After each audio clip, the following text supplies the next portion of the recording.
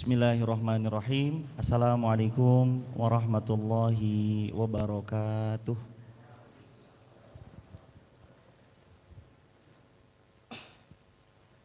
Alhamdulillah wassalatu wassalamu ala Rasulillah, la haula wala quwata illa billahil aliyyil azim. Mari kita sama-sama membaca Sayyidul Istighfar bersama-sama. Wahid, Isnain, Salasah. Allahumma bika asbahna wa bika amsayna wa bika nahya wa bika namutu wa ilaikan nusyur wa ilaikal masir. Allahumma anta rabbi la ilaha illa anta khalaqtani wa ana abduka wa ana ala ahdika wa wa'dika mastata'tu a'udzubika min syarri ma sana'tu abu'u laka bi ni'matika alayya wa abu'u bi dzambi faghfirli fa innahu la yaghfiruz dzunuba illa anta. Segala puji milik Allah, mudah-mudahan kita semua istiqomah sampai kita diwafatkan Allah dalam keadaan husnul khatimah. Kedua kalinya salawat bertangkaikan salam teruntuk baginda yang paling mulia Rasulullah Muhammad sallallahu alaihi wasallam. Allahumma salli wa sallim wa zid wa an'im wa barik alaih. Hadirin jamaah sekalian yang dicintai Allah, sebelum kita mengawali sharing night kita di malam Sabtu malam Ahad ini, mari kita sama-sama tilawah terlebih dahulu. Buka Quran surah Al-A'la, surah ke-87 ayat ke-14. Surah Al-A'la surah ke-87 ayat ke-14. Sudah dapat jamaah? A'udzu billahi minasy syaithanir rajim. Bareng-bareng. 1, 2, 3.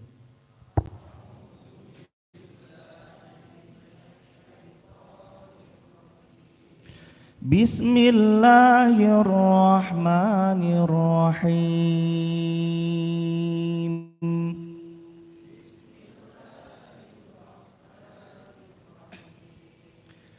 Qad aflaha man tazakka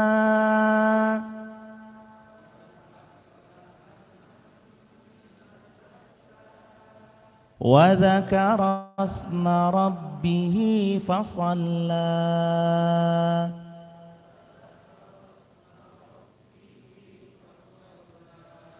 bal tu'thirunal hayatad dunya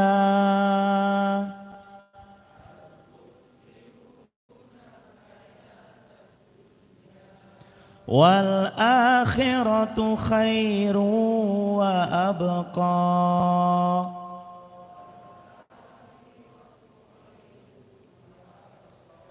inna hadza lafis suhufil ula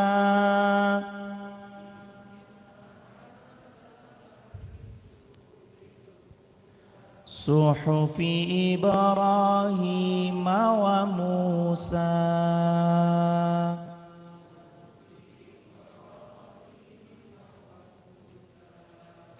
Kita lihat terjemahannya, gimana Allah bilang sama kita, qad aflaha ma tazakka, sungguh beruntunglah orang-orang yang mau mensucikan diri mereka. Wa dzakara asma rabbih fasalla, sungguh beruntunglah mereka yang mau mengingat Allah lalu menunaikan sholat. Bal tu'thirunal hayatad dunya, akan tetapi engkau adalah orang yang lebih memilih cinta kepada dunia. Ini tema kita. Selamat datang di sharing Sat Night. Untuk perdana pertama kalinya kita kembali ke Masjid Fatimahuz Zahra. Setelah kemarin sebelumnya kita di Rhapsody Cafe, mudah-mudahan perdananya kembali kita ke Masjid Fatimahuz Zahra mendatangkan keberkahan buat kita semuanya. Amin ya rabbal alamin. Teman-teman yang dirahmati Allah, bersyukur pada Allah, salawat bertangkaikan salam teruntuk baginda Rasulullah Muhammad sallallahu alaihi wasallam. Allahumma salli wa sallim wa zid wa an'im wa barik alaih. Aku ternyata lebih cinta kepada dunia. Al-Kisah, ada sahabat Rasulullah sallallahu alaihi wasallam yang mati dalam keadaan munafik. Padahal sebelumnya ini orang yang rajin sholat dan rajin menimba ilmu bersama Rasulullah sallallahu alaihi wasallam. Nama beliau adalah Sa'labah. Namanya siapa? Sa'labah. Sa'labah ini orangnya miskin papa. Beliau punya pakaian kain untuk sholat cuma 1 lembar. Kalau Sa'labah sholat, Sa'labah nggak bisa wirid. Sa'labah kalau sholat nggak bisa berzikir. Bukan karena lisannya gagu, nggak bisa ngomong. Bukan karena dia lisannya lagi ada problem, bermasalah, sehingga dia nggak bisa berwirid, berzikir lepas sholat. Enggak. Tapi Sa'labah setelah Assalamualaikum warahmatullah, Assalamualaikum warahmatullah, Sa'labah lepas salam langsung balik ke rumahnya. Karena Sa'labah kain yang dipakai sholat gantian dengan istrinya. Rasulullah selalu ngematke, Rasulullah itu selalu mantau dan memperhatikan siapa-siapa di antara para sahabat-sahabatnya itu yang kalau habis sholat berzikir, atau siapa di antara para sahabat yang kalau habis sholat langsung pulang ke rumahnya. Ternyata diam-diam Rasulullah memantau Sa'labah. Sa'labah habis salam pasti langsung pulang. Sa'labah habis salam pasti langsung pulang.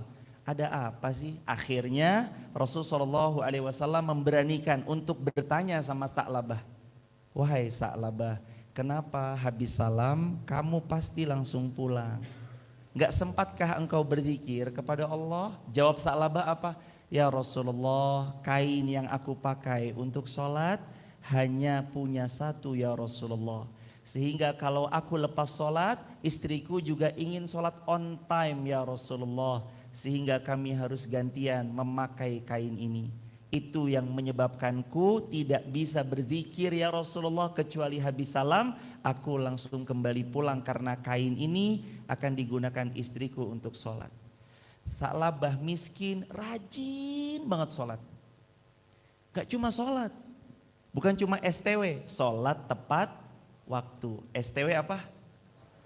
Sholat tepat waktu. Bukan cuma STW, sholat tepat waktu. Tapi Sa'labah, tiap kali Sa'labah mendapati majelis ilmu, Sa'labah itu selalu datang ke majelis ilmu.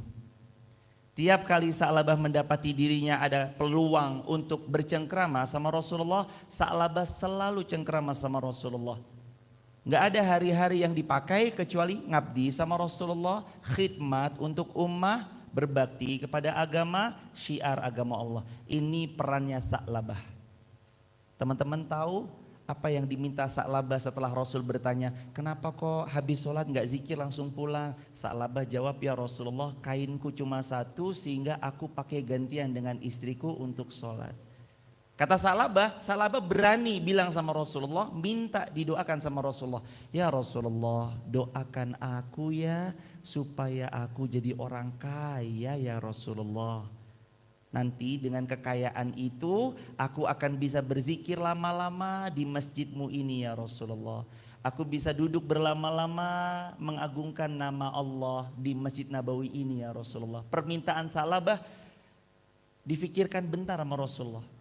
Rasulullah berpikir, Rasulullah menghela nafas, langsung Rasulullah diem. Oh begitu ya. Permintaan Sa'labah yang pertama nggak di-ACC sama Rasulullah. Rasulullah nggak doain Sa'labah. Permintaan kedua, hari esoknya jemaah, Sa'labah beranikan diri datang ke Rasulullah SAW. Lagi-lagi Sa'labah bilang ke Rasulullah, ya Rasulullah, engkau tahu aku nggak bisa zikir karena kainku terbatas dibagi 2 dengan istriku. Ya Rasulullah, doakan aku agar aku jadi orang kaya. Kalau aku jadi orang kaya, aku akan rajin sholat tepat waktu. Aku akan semakin rajin berzikir kepada Allah. Aku akan semakin on time hadir di majelis ilmumu ya Rasulullah. Rasulullah lagi-lagi pertanyaan kedua, permintaan dari Sa'labah. Rasul berpikir, menghela nafas. Rasul nggak iyakan permintaannya Sa'labah, minta didoakan supaya jadi orang kaya. Di hari berikutnya Sa'labah minta yang ketiga sama Rasulullah Shallallahu Alaihi Wasallam. Ya Rasulullah, engkau tahu aku miskin, aku nggak bisa zikir karena kainku cuma satu, gantian dengan istriku ya Rasulullah. Doakan aku supaya kaya raya, jika aku kaya, aku sholat tepat waktu, aku bisa berzikir kepada Allah karena aku bisa beli kain untuk diriku dan untuk istriku. Permintaan Sa'labah yang ketiga dikabulkan Rasulullah Shallallahu Alaihi Wasallam. Apa yang Rasul lakukan setelah Sa'labah minta sama Rasulullah 3 kali? Rasulullah angkat tangannya ke langit, seraya Rasulullah minta sama Allah, ya Allah banyakkan hartanya Sa'labah, ya Allah kayakanlah Sa'labah ya Allah. Sejak saat doa Rasulullah itu, Sa'labah diberi hadiah 1 ekor kambing dari tetangganya, 1 ekor kambing betina dari tetangganya lagi. Jadi sepasang, 1 ekor kambing jantan, 1 ekor kambing betina. Atas kuasa Allah kambingnya itu cepat sekali beranaknya.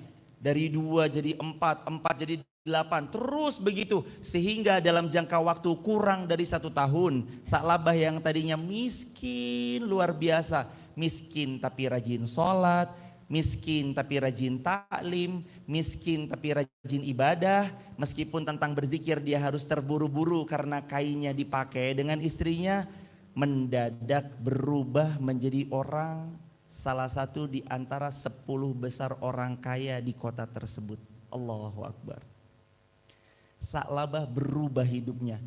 Setelah Rasul doain kaya, Sa'labah beneran sebelum mencapai 1 tahun, Sa'labah punya kambing yang di antara 2 gunung itu ada lembah.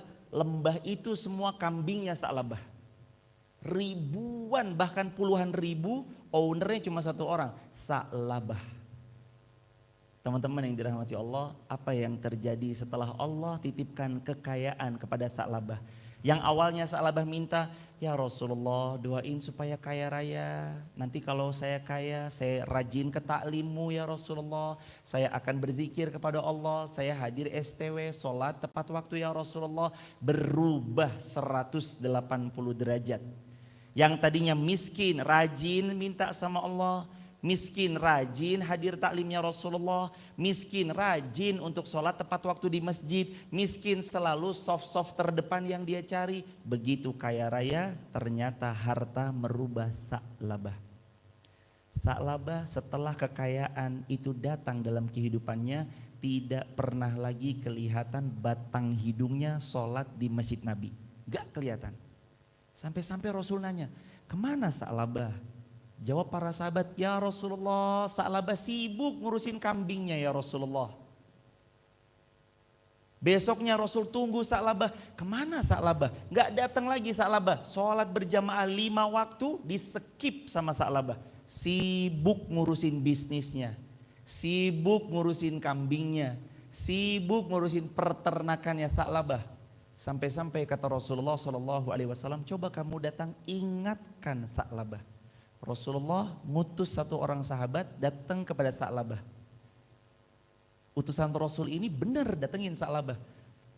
Begitu datang utusan Nabi kepada Sa'labah, utusan Rasulullah bilang kepada Sa'labah, wahai Sa'labah, kemana saja engkau? Ditunggu Rasulullah di masjid. Kata Sa'labah apa? Aku gak punya waktu Allah. Utusannya Rasulullah datang, bilang pesan dari Rasulullah, Sa'labah ditungguin Rasul di masjid. Kata Sa'labah apa? Aku gak punya waktu. Datang utusan kedua Rasulullah, nagih zakat. Karena Sa'labah nih orang sukses in town. Jadi di kota itu udah terkenal, masyhur, sukses, luar biasa, kaya raya dan bla bla bla segala macam.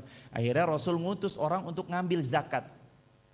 Coba kamu datang ke Sa'labah, minta zakatnya dia. Karena secara hitung-hitungan dia sudah wajib mengeluarkan zakat. Akhirnya utusan Rasul yang kedua datang ke rumah Sa'labah. Wahai Sa'labah, Rasulullah memerintahkan aku untuk menagih zakat atas harta yang Allah titipkan kepadamu wahai Sa'labah. Apa kata Sa'labah?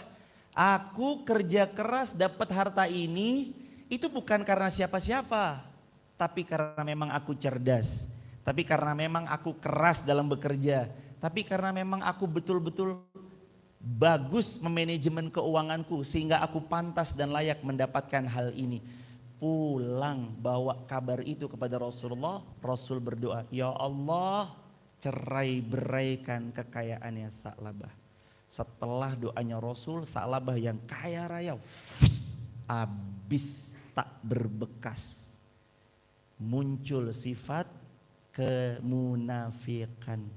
Kemunafikan itu muncul bukan karena teman-teman yang dirahmati Allah, bukan cuma sekedar tentang kekayaan atau kemiskinan, tapi kadangkala kemunafikan itu muncul begitu orang itu sudah mulai merasa sombong dengan 4 hal. Apa aja 4 itu? Sombong dengan hartanya, sombong dengan pangkatnya, sombong dengan ilmu yang dimilikinya, sombong dengan kesalihan yang telah dicapainya. 4 perkara yang membuat orang jatuh ke sifat kemunafikan, membangkang Rasulullah Sallallahu Alaihi Wasallam. Sa'labah, gambaran di hadapan kita. Gambaran ayat yang tadi kita baca bareng-bareng. Bal tu'thirunal hayatad dunya.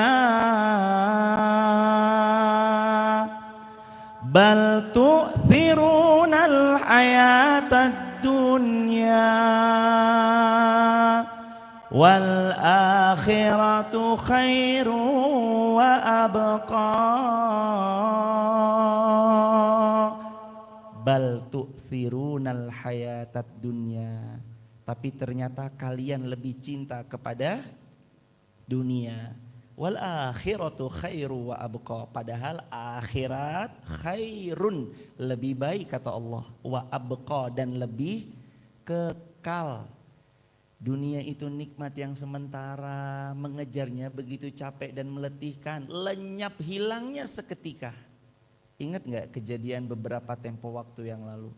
Ketika Allah titipkan di pasar, kita punya pasar, Allah hujankan sesuatu ujian kepada pemilik pasar dengan kebakaran. Berapa miliar sendiri uang yang sudah berubah jadi barang, tiba-tiba Allah ambil sebegitu mudahnya, lenyap dimakan si jago merah. Cara Allah ngambil gampang teman-teman. Kalau Allah udah ngujanin sesuatu rezeki sama orang itu, ketika orang itu makin dekat sama Allah, Allah hujanin lagi rezeki itu. Makin jauh dari Allah bisa Allah hujanin, disebut dengan namanya istidraj. Istidraj itu apa? Fase di mana Allah Subhanahu wa taala menitipkan harta jor-joran, tapi harta itu bukan makin dekat sama Allah, makin jauh sama Allah. Makanya teman-teman, Umar bin Khattab radhiyallahu an pernah bilang, sesungguhnya musibah yang membuat aku lebih dekat dengan Allah itu bukan musibah, tapi itu sejatinya adalah nikmat. Dan sesungguhnya kenikmatan yang datang padaku, jikalau karena nikmat itu membuat Allah terjauh dari hidupku, itu bukan nikmat, tapi itu adalah musibah. Teman-teman, gimana cara kita ngelihat ini ujian, ini musibah, ini nikmat sungguhan, atau ini benar-benar hanya sekedar tipu daya yang datang sesaat terus kemudian bisa Allah cabut lenyap? Gimana cara kita menilainya? Coba lihat ketika takdir Allah datang dalam hidup kita. Apa yang terjadi dengan diri kita? Kalau setelah takdir Allah itu datang pada kita, kita makin dekat sama Allah, itu nikmat. Apapun kejadiannya, semengecewakan apapun yang terjadi. Tapi kalau buat kita makin dekat sama Allah, itu nikmat. Dan catat baik-baik, sebesar apapun kenikmatan yang Allah hujankan pada diri kita, kalau membuat kita jauh dari Allah, itu bukan nikmat, tapi sesungguhnya itu adalah musibah. Teman-teman, lihat kacamata Sa'labah. Kalau hari ini teman-teman di genggamannya punya uang 20 miliar, kira-kira masih ngaji di sini nggak? Nggak tahu kan? Kalau punya uang sekarang di tabungan 20 miliar, pertanyaannya masih ngaji nggak di sini kalau punya uang 20 miliar dalam genggaman? Kita berkacamata dengan kacamata kita hari ini. Seringkali kita mandang secara psikologi itu ya psikologi kita hari ini. Kita yang hari ini misalkan tabungannya baru 1 juta, baru 2 juta, atau tabungan buat nikah nih 10 juta sampai 20 juta. Oke, katakanlah segitu. Kita bilang, oh pasti. Nanti kalau Allah ujikan dengan ujian harta, belum tentu. Teman-teman, banyak orang lulus di uji musibah. Gampang lulus ujian musibah, syaratnya cuma satu, apa? Sabar. Tapi banyak orang tidak lulus ketika diuji dengan kekayaan, keilmuan, kesalihan, pangkat, jabatan, dan sejenisnya. Banyak orang gak lulus. Sebelum punya mobil, berdoanya, ya Allah pengen punya mobil nih ya Allah. Nanti kalau punya mobil dipakai deh buat taklim, ya Allah amin ya Allah. Berdoanya sebelum punya mobil begitu. Begitu Allah karuniakan mobil padanya, pertanyaannya, sering dibawa ke mall, Ambarukmo Plaza, Artos, atau ke masjid? Artos. Mobilnya dihisap keterangannya, semua mall, wisata, mall, wisata, mall, wisata. Masjid cuma 2 keterangannya. 1, buang air kecil, 2, meninggal dunia. Meninggal dunia baru mobilnya ikut parkir. Kita kadang menilai dari sisi kita hari ini, padahal menurut Allah apapun yang terjadi pasti itulah yang terbaik dari Allah. Wa ma tasyauna illa ayyasha Allah illa ayyasha Allahu Rabbul Alamin.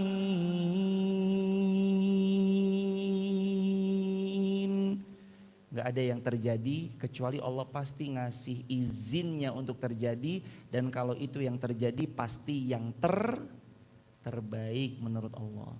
Kita yang hari ini ada di posisi kita sekarang, yang masih ngontrak, yang belum punya rumah sendiri, yang belum punya kendaraan roda 4, kemana-mana masih harus berjuang dengan sepeda kumbang, itu yang terbaik menurut Allah. Yang pertama, sebelum minta yang banyak dan besar, yang sebelum minta banyak dan besar harus dilakukan adalah banyak-banyak bersyukur sama Allah. Kalau kecil aja, dia udah selalu minta yang besar, yang besar, yang besar, yang besar, yang besar. Saya istilahkan seperti wadah 2 liter dengan 2000 liter. Masih ingat ya istilah analogi ini? Kalau kita hari ini baru punya wadah 2 liter, jangan minta 2000 liter. Yang ada kitanya mati tenggelam karena wadahnya belum muat. Nanti lama-lama besarkan wadahnya. Gimana cara besarkan wadah? Besarkan rasa syukurnya. Makin besar rasa syukurnya sama Allah, wadahnya makin besar. Yang tadinya 2 liter, 3 liter, 10, 100 liter, sampai pada titik 1000 liter, 2000 liter. Saat kita minta Allah turunkan dan kita sudah siap menerima nikmat Allah. Bal tu'thirunal hayatad dunya. Tapi kalian itu lebih cinta sama dunia. Iya, kita lebih cinta sama dunia, iya. Anak kita yang masih mungil umurnya 3 tahun, 4 tahun, datang tiba-tiba, "Ma, minjem handphonenya ya?" Iya. Begitu minjem handphonenya gak sengaja dia jatuhin handphone kita yang mahal luar biasa itu. Prang, LCD-nya retak dan pecah. Yang diomelin handphonenya atau anaknya? Anaknya. Padahal lebih mahal mana, handphone atau anaknya? Lebih mahal anak kita tuh gak bisa disebut price tag-nya berapa, harganya berapa. Tapi untuk urusan handphone yang harga jutaan, kita rela maki-maki anak kita. Kita rela hancurin mentalnya anak kita. Kita rela memupuskan semua impian-impian besarnya. Kadang kan sebagai orang tua kita begitu kan. Apa sebabnya? Wa tuhibbunal mala hubban jamma. Wa tuhibbunal mal, karena kamu kepada mal, harta, hubban jamma, kecintaanmu sangatlah besar. Ternyata kita lebih cinta dunia ya. Kita lebih rela kehilangan sholat kita dibanding kehilangan Allah. Kita lebih rela kehilangan sholat kita dibanding kehilangan dunia kita. Allah manggil kayaknya biasa-biasa aja. Tapi kalau atasan manggil, siapa 86, kita langsung bergegas. Teman-teman tahu nggak? Bukan kemarin ya, lebih tepat mungkin kemarin atau tadi pagi, kalau nggak keliru atau kalau nggak salah, kapan gempa Banten? Ibu saya tinggal di Kubah Mas Depok. Ketika itu saya langsung nelpon ibu. Gimana bu? Pas ada gempa, semua keluar. Ketika gempa, durasinya cuma 1 menit kurang, itu orang-orang pada keluar. Yang garap tugas skripsi keluar nggak? Keluar. Yang lagi rapat ada gempa keluar nggak? Keluar. Yang lagi tidur bangun keluar nggak? Keluar. Itu baru gempa keluar untuk nyelamatin diri. Bayangin coba kalau Allah manggil kita sholat sebagaimana Allah getarkan gempa. Pada keluar nggak orang-orang untuk sholat ke masjid? Azan itu Allahu Akbar Allah. Kira-kira orang semua pada lari nggak ke masjid? Lari ke masjid itu jemaah. Kalau panggilan azan itu seperti gempa, niscaya semua orang-orang yang sibuk dengan dunianya akan keluar dari rumahnya untuk menuju masjidnya Allah Subhanahu wa taala. Tapi lagi-lagi apa? Ternyata kita lebih cinta dunia. Coba deh teman-teman lihat, ada uang 5.000 perak sama 100.000 rupiah di dompet atau di dalam tas kita. Pertanyaannya, mana yang berpotensi masuk ke dalam kain celeng? Yang 100.000 atau lembaran yang 5 ribuan? 5 ribuan. 5 ribuan itu kita. Padahal kita punya lembaran 100.000, tapi untuk masukinnya berat banget. Sekalinya masuk, ngetok pintunya takmir. Assalamualaikum Pak Takmir. Iya, ada apa? Mohon maaf, tadi saya masuknya salah lembaran. Harusnya lembaran 10.000, yang masuk malah lembaran 100.000. Tolong dong kembaliannya 90.000, minta kembalian.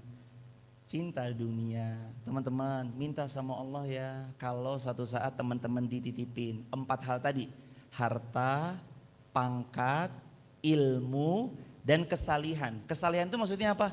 Makin benar baca Qur'annya, makin sering hadir ke majelis ilmunya, makin sering nongkrong sama pemuda-pemuda salih, pemudi-pemudi salihah, makin sering masuk ke circle-circle kebaikan, persahabatan-persahabatan yang saling support dalam taat.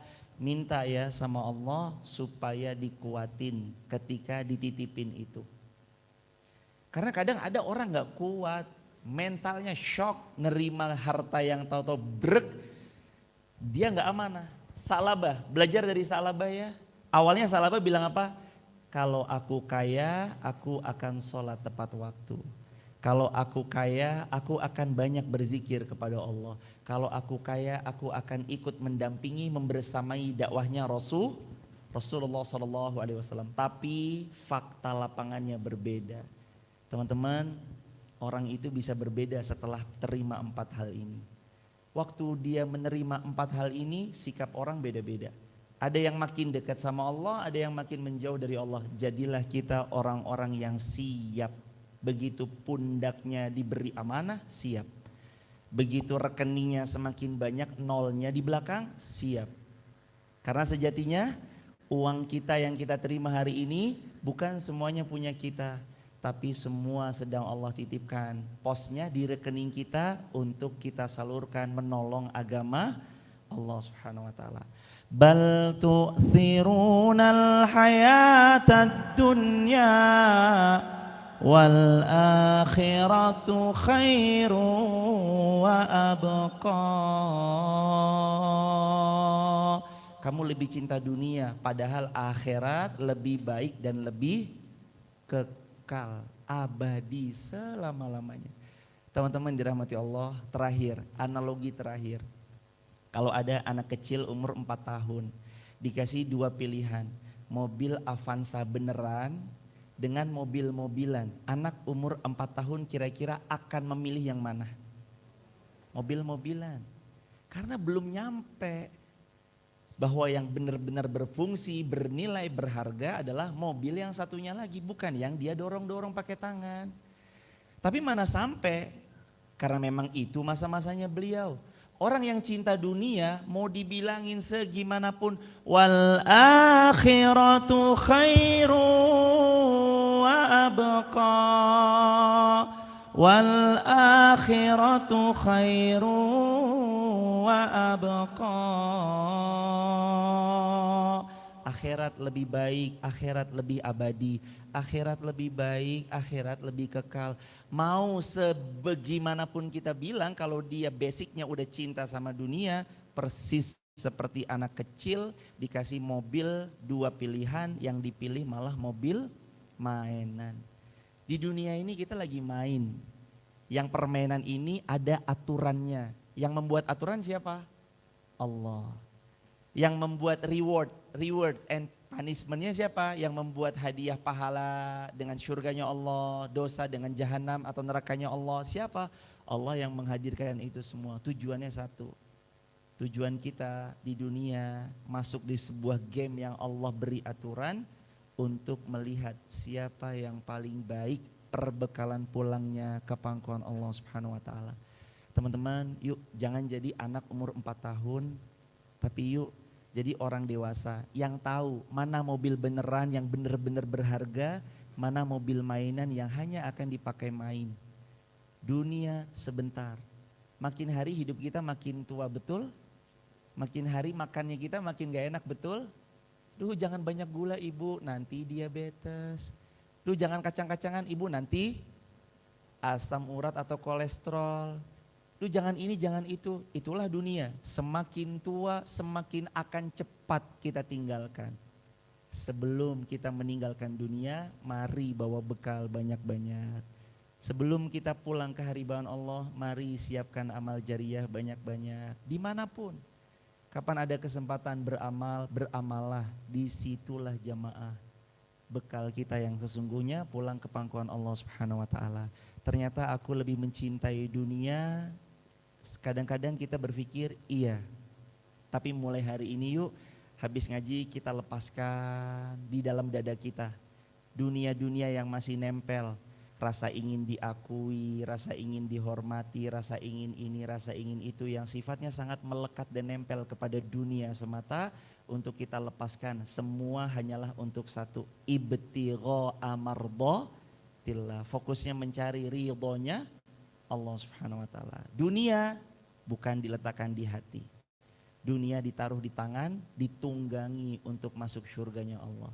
Kalau punya harta, jabatan, kekayaan, ilmu dan kesalihan, yuk semua bergandengan tangan untuk masuk surganya Allah bareng-bareng, karena surganya Allah terlalu luas kalau kita masuk cuma sendiri aja, tapi kita gandengan tangan masuk surga bersama-sama. Amin ya rabbal alamin. Mari kita berdoa, teman-teman yang dirahmati Allah, khusyukkan diri kita untuk munajat sama Allah. Apalagi termasuk di antara waktu terbaik itu adalah waktu antara satu sholat ke sholat berikutnya, itu waktu terbaik. Kita lagi nunggu, mari kita berdoa bersama-sama. A'udzu billahi minasy syaithanir rajim. Bismillahirrahmanirrahim.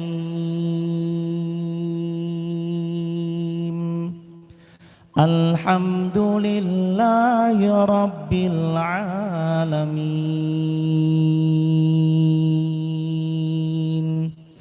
Alhamdulillahi ala ni'matil iman.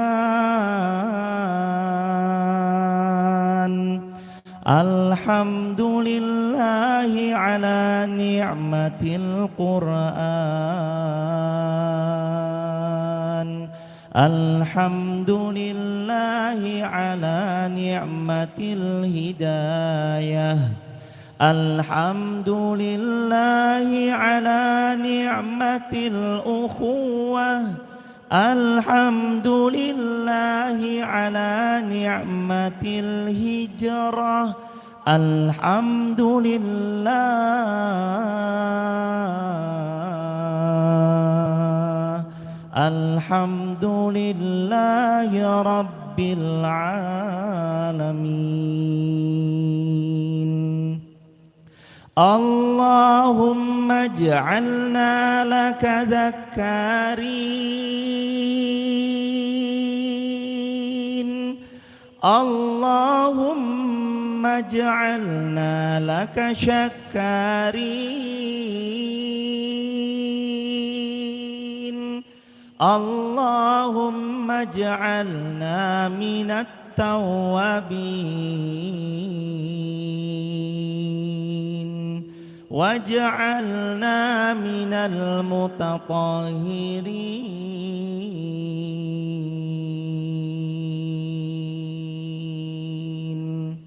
Allahumma ighfir lana dhunubana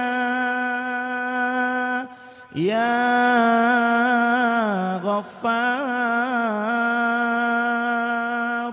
ya Qahhar ya Jabbar ya Jabbar ya Dzul Jalali wal Ikram. Allahumma ighfir lana dhunubana wa liwalidayna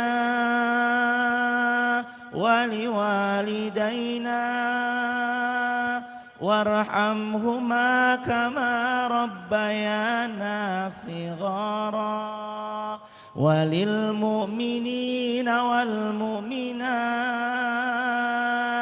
wal muslimina wal muslimat al ahya'i minhum wal amwat.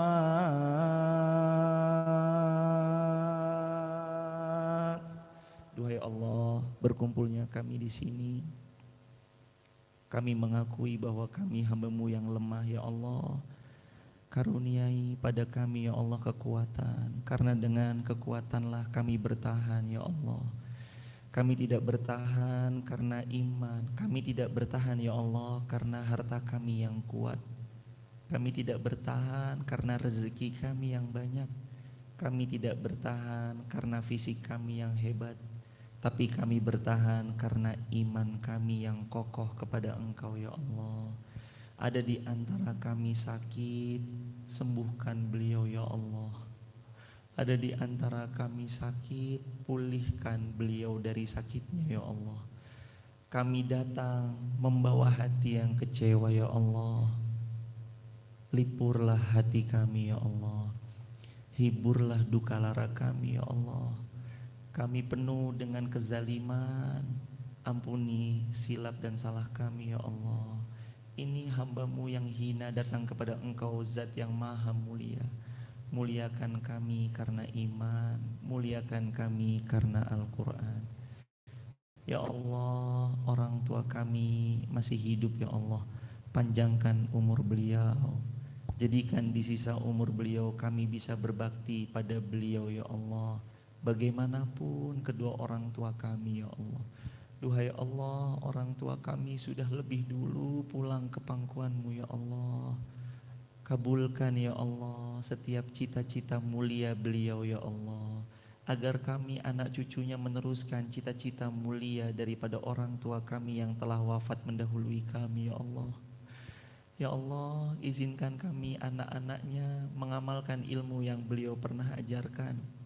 Ya Allah, izinkan kami anak-anaknya meneruskan amal soleh yang pernah beliau lakukan. Ya Allah, jadikan kubur orang tua kami lapang selapang-lapangnya. Engkau jadikan tempat beliau mulia semulia-mulianya. Jadikan kubur beliau sebagai riyad min riyadil jannah. Ya Allah, tangan ini pernah mengetik sesuatu yang tidak Engkau senangi ya Allah. Ampunkan tangan kami ya Allah. Ya Allah, mata ini pernah memandang kepada hal-hal yang haram. Ampunkan mata ini ya Allah. Kaki ini pernah kami langkahkan ke tempat-tempat penuh dengan kemaksiatan ya Allah. Ampuni kaki hamba ya Allah. Duhai Allah, jadikan semua hajat dan urusan kami Engkau berkahi dan Engkau permudah ya Allah. Jadikan semua cita-cita kami Engkau kabulkan ya Allah. Titipkan kepada kami amanah putra. Setelah sekian puluh tahun kami menikah, tapi belum kunjung Engkau anugerahi putra ya Allah. karuniai putra untuk keluarga kami tercinta ini ya Allah, agar semakin kuatlah ikatan pertalian antara kami dan pasangan kami ya Allah, dengan hadirnya buah hati di tengah keluarga kami. Ya Allah, ada di antara kami pernah menikah kemudian berpisah, beri ganti dengan pasangan yang jauh lebih baik ya Allah. Ada di antara kami ya Allah, mungkin sudah menunggu jodohnya ya Allah, tapi sudah sekian lama belum kunjung datang jua ya Allah. Izinkan beliau menikah di tahun ini sesegera mungkin. Duhai Allah, ya Rahman, ya Rahim, hati kami dalam genggaman-Mu ya Allah. Harta yang kami punya semua milik-Mu, jabatan yang ada di pundak kami semua amanah dari-Mu, ilmu ini semua karunia dari-Mu ya Allah, kesolihan ini juga semua atas pertolongan-Mu ya Allah. Tolong kami selalu ya Allah, agar kami pantas masuk surga Firdaus-Mu ya Allah. Karena kami tak sanggup jika kami harus berada di neraka-Mu ya Allah. Pantaskan kami untuk menjadi min ahlil jannah. Pantaskan kami beramal dengan amalan ahli surga.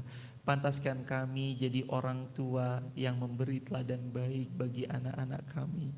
Pantaskan kami ya Allah jadi anak yang terus bisa bakti untuk kedua ibu dan bapak kami ya Allah. Pantaskan kami untuk menjadi murid daripada murid-murid dari seorang guru ya Allah. Pantaskan kami untuk jadi seorang guru yang selalu pantas digugu dan ditiru ya Allah. Ya Allah, kami tidak tahu umur kami berapa lama lagi, tapi yang kami tahu kami pasti mati ya Allah. Izinkan kami semua wafat dalam keadaan husnul khatimah.